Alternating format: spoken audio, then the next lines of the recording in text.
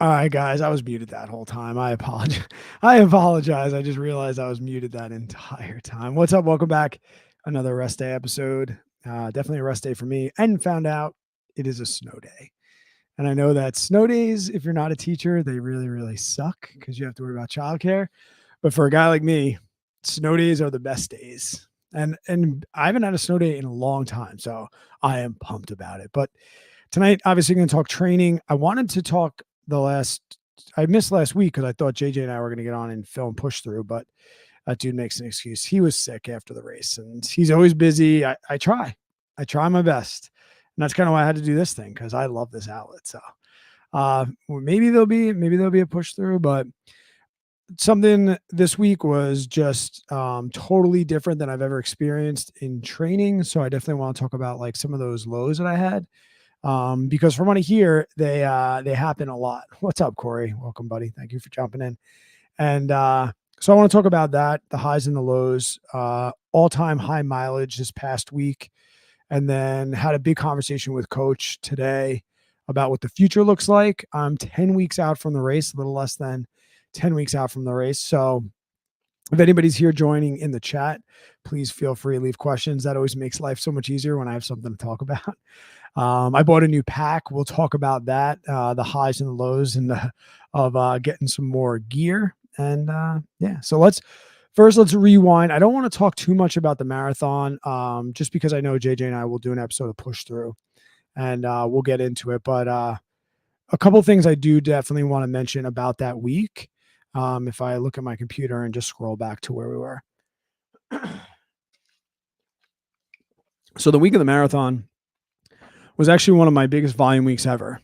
So I know, what's up? What does your peak week look like? Yeah, I'm definitely going to mention that. Just give me 2 seconds. And kind of like what I want to talk about now is every single week is really a new volume week mileage wise. So although like that part is going up, what's really, really difficult or different for me is the time going up. And going into the marathon with JJ, this was the first time I've ever run a marathon with 40 miles on my legs, like going into a marathon. And I think back a couple years back, I did something a couple years back. It was probably like 2006. I did the Goofy Challenge in Disney, which the Goofy Challenge in Disney, which is the half marathon on Saturday, the full marathon on Sunday. And they have something else like the Dopey Challenge, which is a 10K on Friday, half marathon Saturday, full marathon Sunday. And I always thought that was like the most ridiculous thing you could possibly do. And when I did the Goofy Challenge, I walked like both of them. I think my marathon was like 8 hours. And I think the half marathon was like 3.5 hours. Well, I was talking to my wife, this past marathon that I just did, I did the Goofy Challenge leading into it. The week ended up being 64 miles, which ended up with the marathon on Sunday, and we went under 5 hours, which is incredible. The day before that, I did 13 miles. And then the Friday before that, I ran a 10K. So that was like one of my biggest weeks. And this is kind of what we're going to foreshadow into, is only 771 feet for that. All right. 771 feet for that 65 miles. So my biggest volume as far as miles, elevation next to nothing. Total duration running was 12 hours and 23 minutes, which is also a little bit elevated for me because, like I said, that marathon going 5 hours for my current fitness, I don't think I would have gone that much faster, but that still added probably about a half hour, 40 minutes. And I've been trying to stay in the range of 10 to 12 hours for my training, which I now know is like going to completely change. And the one thing I didn't realize about that marathon was how focused I was on it, mostly because like I really wanted Jay to do well. And like I said, I don't want to get too much into it because I don't want to speak for him. But what I found out was when I got home, I'm sitting around on Monday and I kind of had like, I thought it was like post-race blues. If you ever do like a major event, and I saw this when I did Ironmans, if you ever do like a major event, after that, you kind of feel like this little bit of like loneliness, like, okay, what now? And looking at the marathon as just a training day, I didn't think that I would have that feeling. And then when I got to Monday, I just didn't feel right. I just, I don't know. I was just in a funk, and I've had funks where I've been like overtraining or I've been burnt out or when my legs were just smoked. None of these things applied. It was more just like emotional turmoil. I started like, my kids have said here and there, like, oh, you're going running again. But like, I started listening to that. I started like, I think it was, if I think about it, on Wednesday, I had a 10-mile run. And a 10-mile run now is like a 10-mile run. That's like a daily run. But I was dreading it, not because of the 10 miles, but I was looking at the clock, and I've never done that. Like when I used to look at long runs, I would be like, oh my God, the thought of running 15 miles or the thought of running 20 miles. Like I know how far out 10 miles is from my house. The thought of running out 10 miles is so far. Where this past week was the first time where I started to look at the clock and be like, wow, it's 1 o'clock. I'm not going to be home till 4. Or it's 7 o'clock in the morning. I'm not going to be home till 8:45. Especially with these like after work runs. I get home at 3. I get my daughter off the bus. Usually I'll run at like 3:30. But early in my volume, when it was 5 miles were really like the daily runs, I was banging those out in 45 minutes. So I get home at 3:30. I'd be home at 4:15. But now my daily weekly runs between 9 and 11 miles, that extra half hour is just so huge in the afternoon.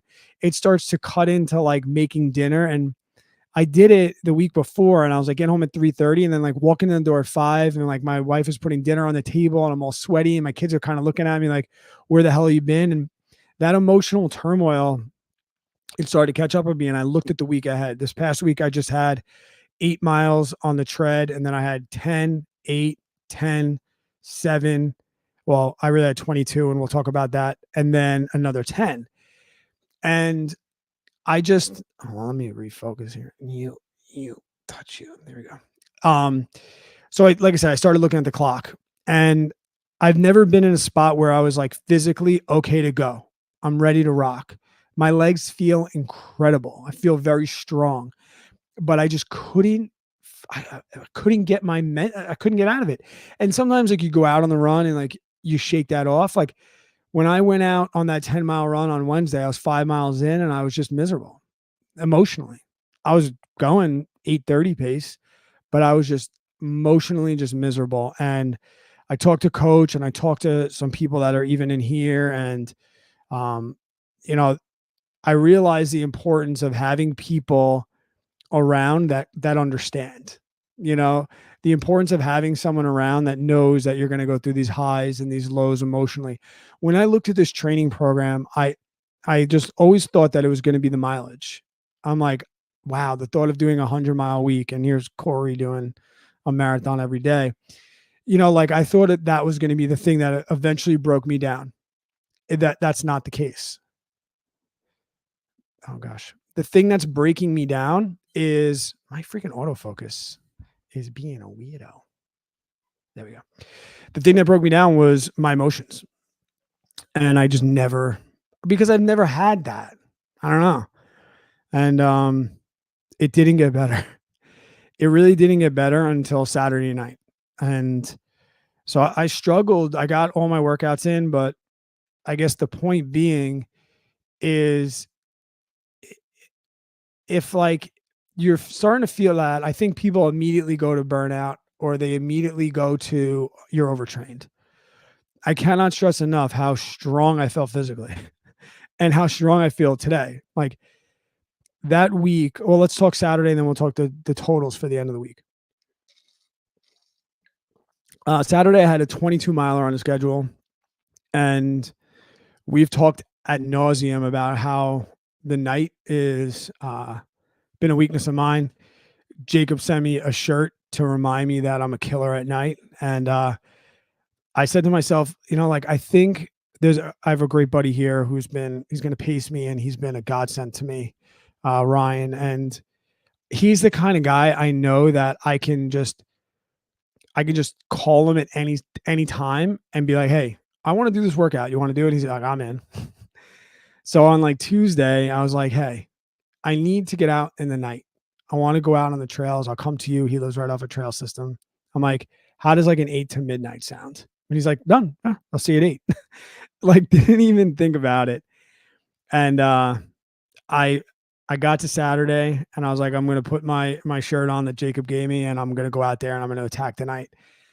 And the pace was slower. We didn't I knew I wasn't gonna get 22 miles, but we went with a couple people, technical trails, nighttime. We went out for 3 hours. It was like midnight. I had childcare I had to worry about. So we got 14.6 miles in, got about 2,000 feet, which for me is huge.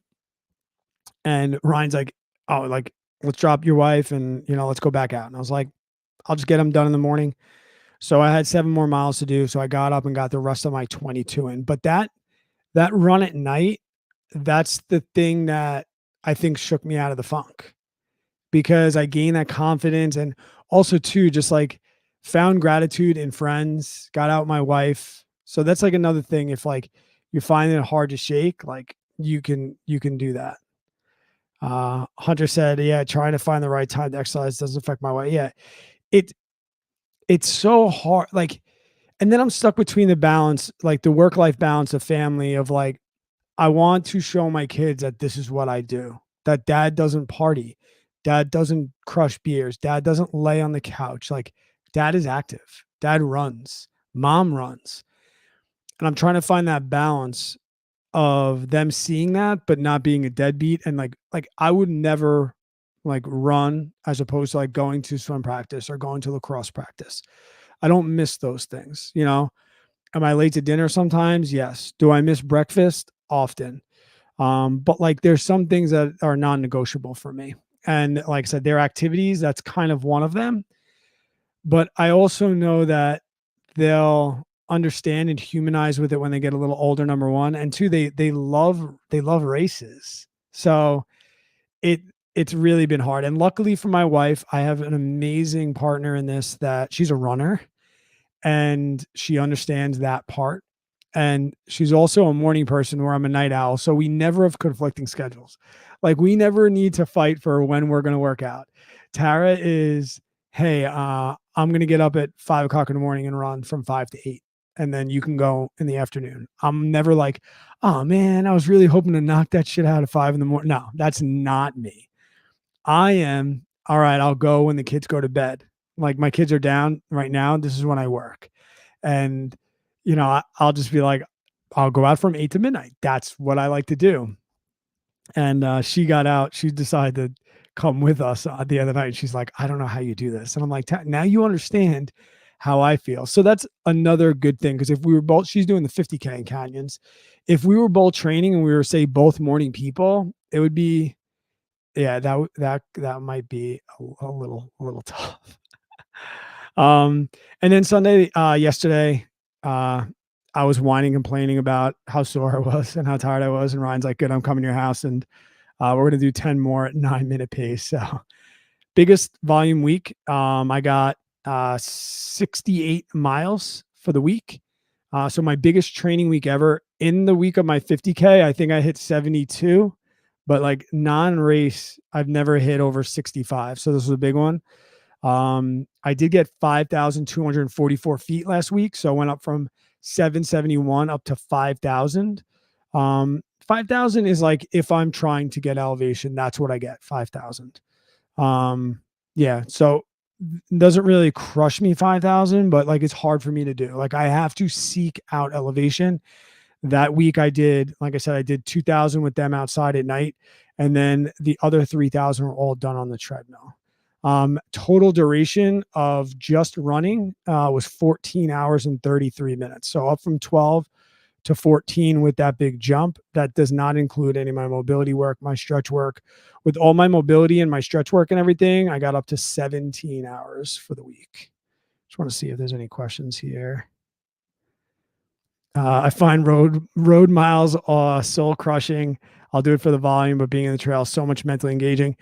I get that. And the road is like bittersweet for me, because I like the road if I need to get miles in quick.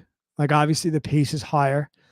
I like putting on different shoes. So I like rotating through shoes. So running on the road allows me to get a different shoe on, which I really, really like. But yeah, but then there's times where I just don't want the sketchiness of trail. I love the trails way more than the road. So I'm not defending the road, but just like I will defend the treadmill as a tool during training, I think that if you're just a trail runner and you just run trails, I think you're missing out on high aerobic work. Like I said, I love it for speed work and things like that. But yeah, I mean, I also, I can't lie. Like the main trail system I have around here is it's like a carpet trail. It's not that technical. Most of the stuff that I run on, if you follow me on Strava, like that loop around that lake that I do, you could do a blindfold. It's not very, you sprain an ankle or something on that trail, you are just yikes. But the good news is, all said and done, I got 68 miles done and I got out of that mental funk. And it was one of those, just like in any race, I never thought I'd get out of it. And between Saturday and then finishing strong on Sunday, I was able to get there. Before we talk next week or the week that we're currently in, I want to talk about the pack I bought. So I made a video. The most viewed video on this channel is my Salomon Advanced Skin, or the ADV. I don't even think they call it the Advanced Skin anymore. Just the ADV 5-liter.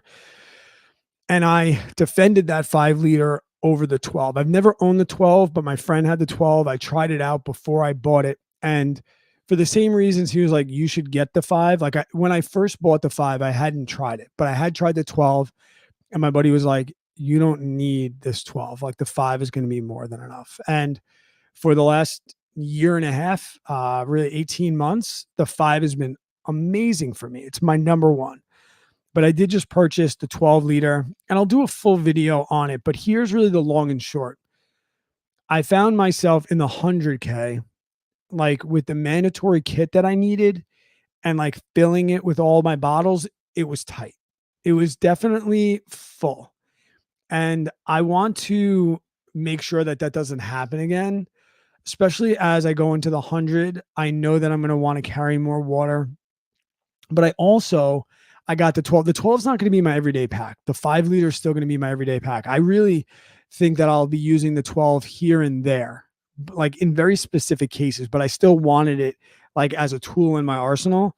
This summer, when I don't really have any races coming up very soon, because after April, I'm going to be doing some crewing and things like that. But then my next race isn't until October. I want to do more through hiking stuff. I want to get on the Appalachian Trail here. I have a couple other things that I want to try and do up here that I want to be the first to do. So I don't really want to say them publicly just yet, but you'll know. And for that, I'm going to require a bigger pack. So the longer through hikes and just longer solo efforts, I wanted the 12-liter. But also, too, I'm crewing a couple of people. And in those races, you are allowed to mule or carry gear for your runner. In some races, you're not allowed to mule for them. It's against the rules. Like you're not allowed to be like, okay, I'm going to carry all this dude's water, so he's lighter. But in some races you could do that.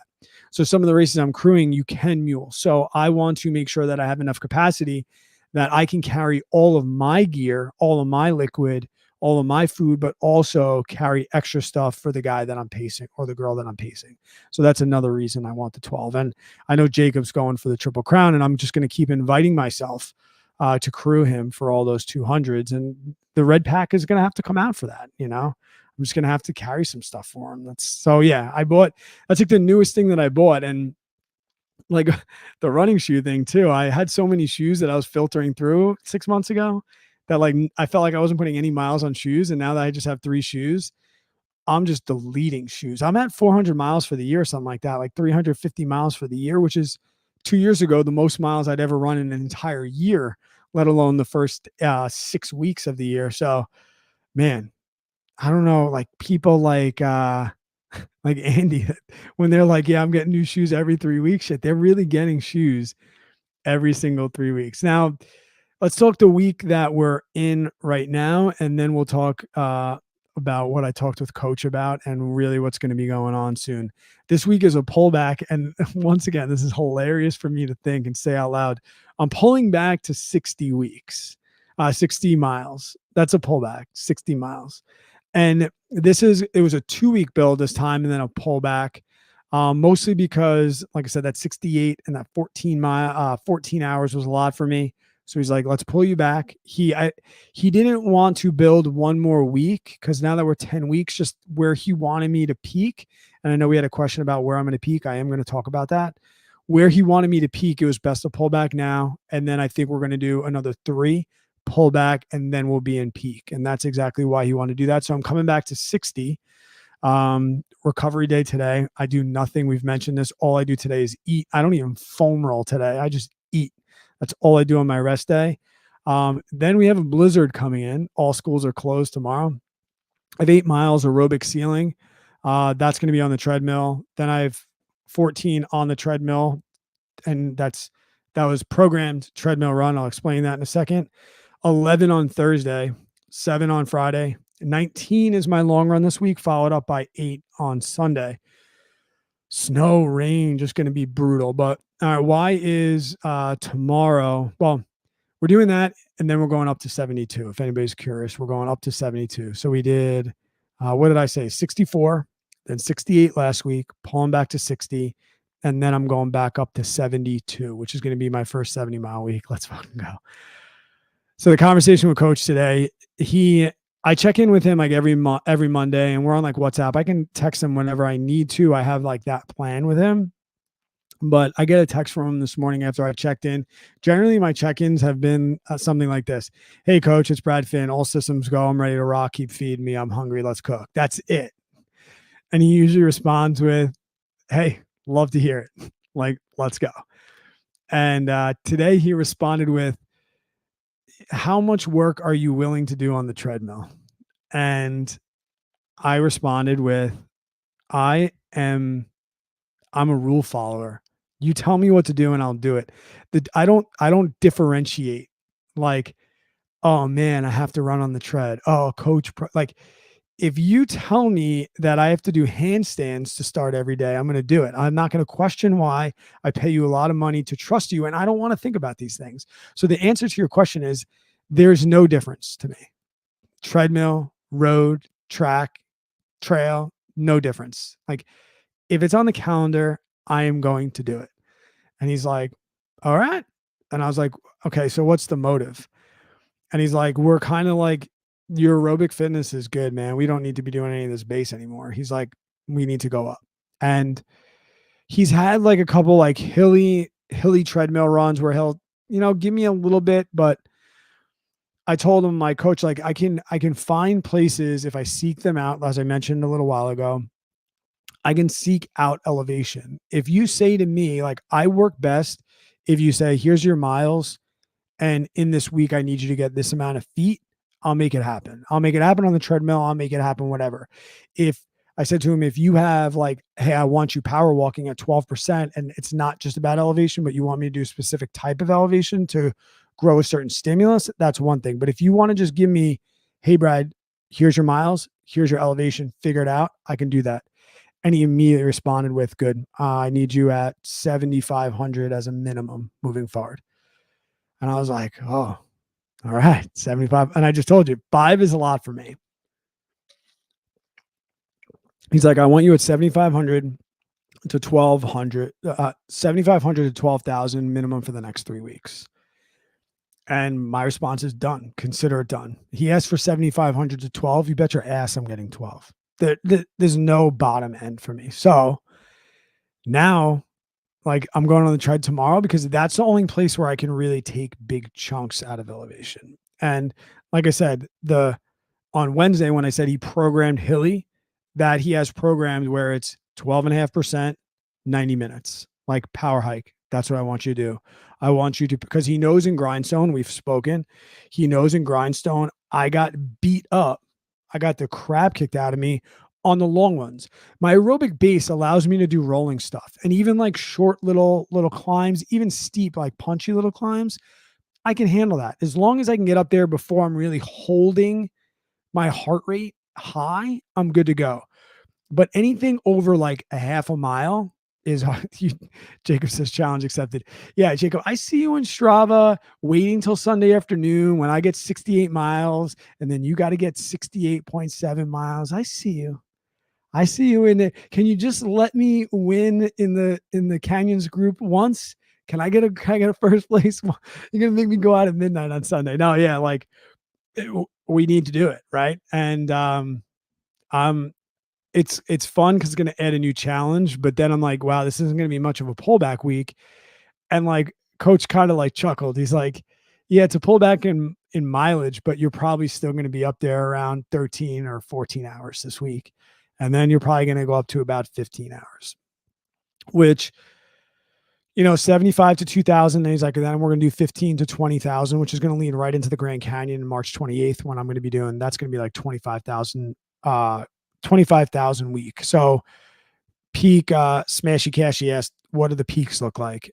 I asked him if I was going to get over 100. I just flat out asked him because in the beginning I told him I didn't want to know, but so many people have been asking me like, what am I going to peak at? So I was like curious. I was like, all right, what mileage am I going to peak at? And I said, am I going to get, 1,000? Am I going to get to 100? And he said, you're on pace where we can definitely build to 1,000, to 100, but I don't like, that's not a priority for me. And he had mentioned that he has a handful of times outside of race weeks ever got to 100 miles. And we talked about Hayden Hawks. And if you don't know who that is, he just won the Black Canyons 100K. And he went like 7:22 pace with 6,000 feet. And he very rarely goes over 70, 80 miles in a week. And some people can train like that. And it gets to the point of like effective training. Like if you're doing the right thing with no junk miles, like he's a professional. He probably has 0 junk miles during the week where I might. So he can really be super efficient. And coach was like, that's kind of, he's like, I'll get you a 100-mile week just because I know it'll probably boost your confidence. But he goes, I'm way more concerned with your weaknesses, which is elevation.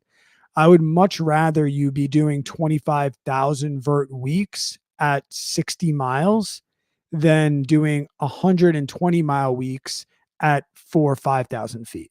And we went into the particulars of that, and it makes a lot of sense. Like, frankly, I told him, I'm not that like worried about it either as far as miles, because I know that like I can walk them out, but I do, as a Long Islander, I'm worried about the vert. So he mentioned like, yeah, like we can't go time based because you still have to get to the miles, but he's way more moving forward over the next 6 weeks going to be concerned. He's happy with my 70 miles. He's like, frankly, I probably will keep you pretty close to 75 moving forward. Like, cause he only shows me 2 weeks at a time. He's like, after that 72, don't expect like a 78 or an 80. He's like, expect me to say, okay, 72 again, but I want you to double your vert from last week. Corey said 1K vert is like an extra mile. It really is. But yeah, that's like the major change. And I knew it was going to come, but when, like I said, when he texted me like, hey, how much work do you want to do in the treadmill? I knew exactly what he meant. Cause he knows it's flat here and he knows that that's the way I'm going to get it. So I think I'm kind of excited to like do this again in a week and I don't know what 75. I mean, I've had 10,000 vert weeks and race weeks. I did a 60K that had 7,000 feet in it last summer, beat me up bad. It was in a monsoon. So that's going to be kind of where we're going to be going. And that's going to be totally new with me. I'm at the point now where I can grind zone 2 pace for hours.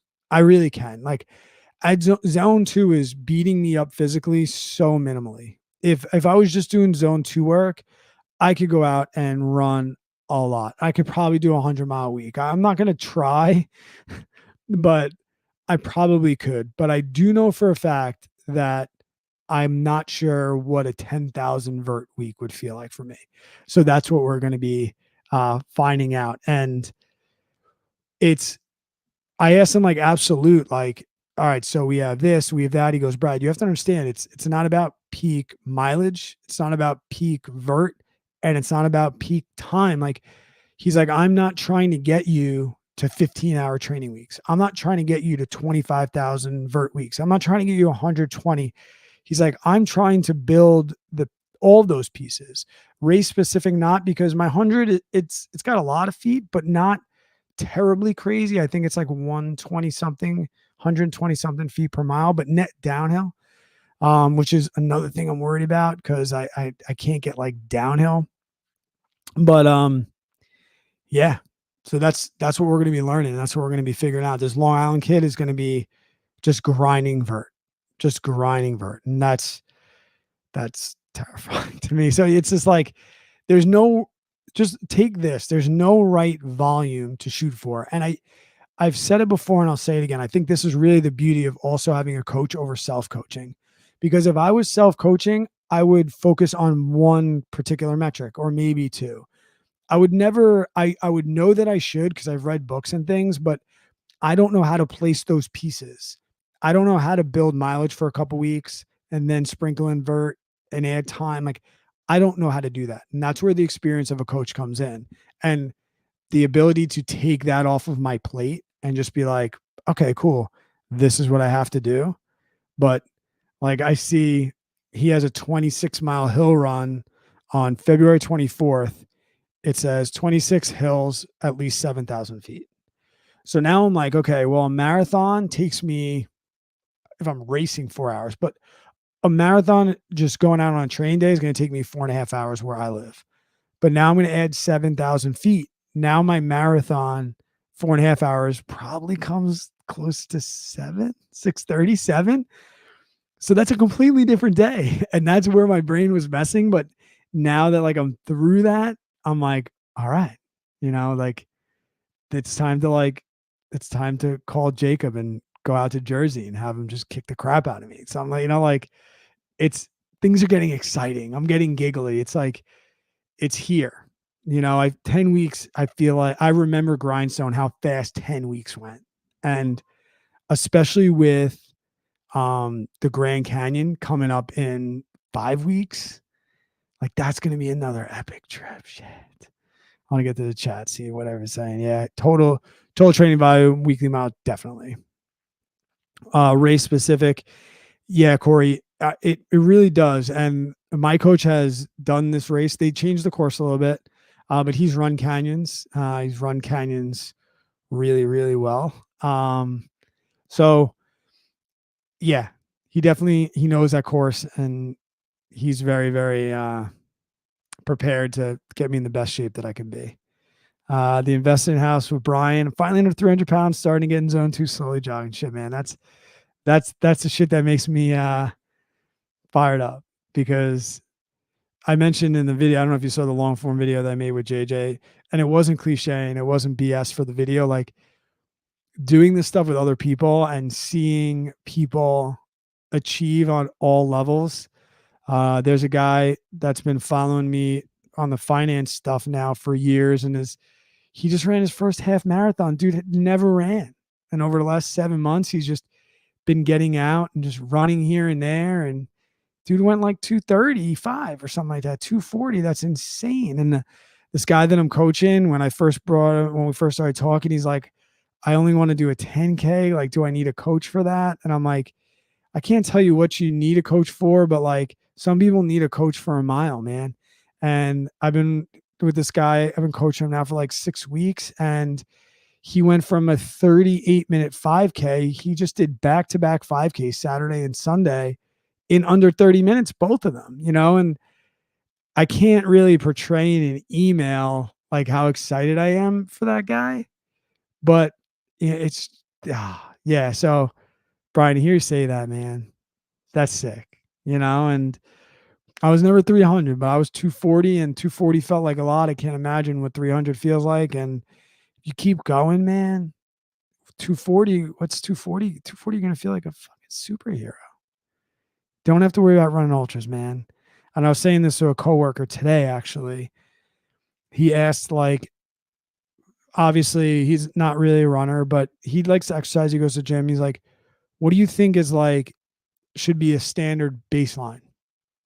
Because we always hear like walk 10,000 steps, or we hear 20, 30 minutes of exercise. I think I said, realistically, I told him that if you can get to like 2 to 3 hours of running every single week and 2 to 3 hours of strength every week, I think that's sweet spot. If if I was like just a regular guy that wasn't running races, I think if you can like hold like 7 to 10 miles a week, I think that's really awesome maintenance. And if you want to do a race, like half marathon, you can perform a half marathon really, really well running 20 miles a week, which is like a couple runs during the weekend, a long run on the weekend, 3 days a week, So yeah. Oh, Jacob, I know. And Jacob, I'm not gonna run that 20 with you. My wife's gonna run. I'm gonna do my childcare because the USATF 50K road 50K is the next day, Sunday. And I think I'm gonna do that as a speed workout here on Long Island. Right after we just talked about how running on the road sucks. But I think like I mentioned earlier in the podcast, my kids love races and it's getting nice enough. If the weather's shitty, which that's another reason, if I sign up, it's going to pour. We know this. If the weather's bad and my kids can't be outside, then we'll get childcare and I'll come race in the rain.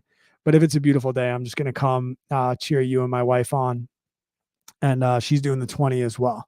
So I'm definitely at least going to be at South Mountain, but I want to get out there maybe next week if we can line something up when I'm off from school, if it's not all crazy. But if do you guys have any other questions for me? I think that's really all I got. I got a pack. I'm going up in vert a ton. If you could sub, I'm almost at 1,000 subs. And then once I get to it, the reason why I want 1,000 subs is right now YouTube is showing ads and making money off of me and not giving me a cut. If I get to 1,000 subs, they start giving me a little bit of a cut. Just let's make YouTube have to give some of their money away to me. But other than that, guys, if you're into canyons, Jacob Mooney there in chat, he's running canyons with me. And the first time I spoke to him, he said he's just going out to do well. And then he won the backyard ultra. So, and I think in that conversation, I told him that I want a podium, the 40 to 44. Well, there goes one spot. So I got 2 more spots to come grab. And definitely, usually people in here are good. Ultra Corey we had on 2 weeks ago. It was 2 weeks ago at this point. So you can go back, check out what that dude has to say. He just ran 4 marathons back to back to back, like a fucking weirdo. Corey, I'm going to try and get down to Carolina this weekend and come join Brian, but wife, kids, I talk a big game, but we'll see what happens. All right. Just beat 30. Yeah, you're going to. Can we put a timestamp on this? The day that Jacob said, I just want to beat 35 hours, and then he went 22. 35 hours, man. Stop it. Dude, if you're trying to go 35 hours, I'm gonna have to get airlifted out of there. But if anybody wants to come to Canyons, I got a huge Airbnb, and it's gonna be a good one. It's gonna be a very good one.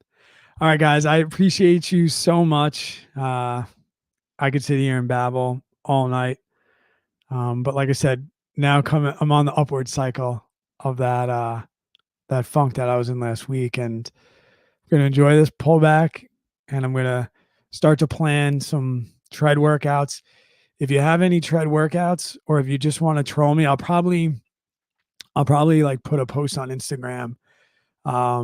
If you have a workout that's gonna get me a lot of vert on the tread, my tread max is at 12.5%.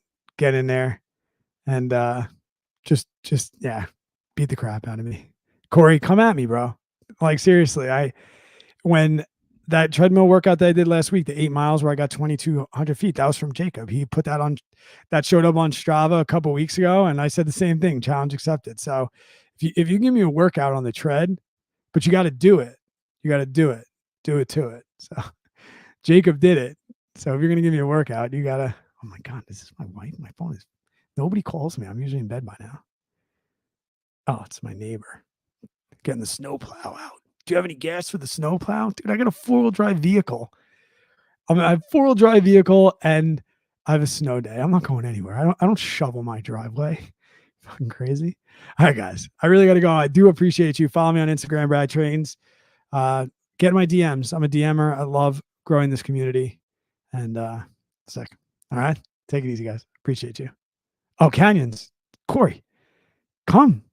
But come. Like, I'm serious. Come. Race. Come. I'm gonna come. Don't come. I'm gonna come. All right. No, no Trump jokes. All right, guys, take it easy. I appreciate you. Corey, you can drop my DMs. Well, seriously, I'll tell you when I'm going. All right.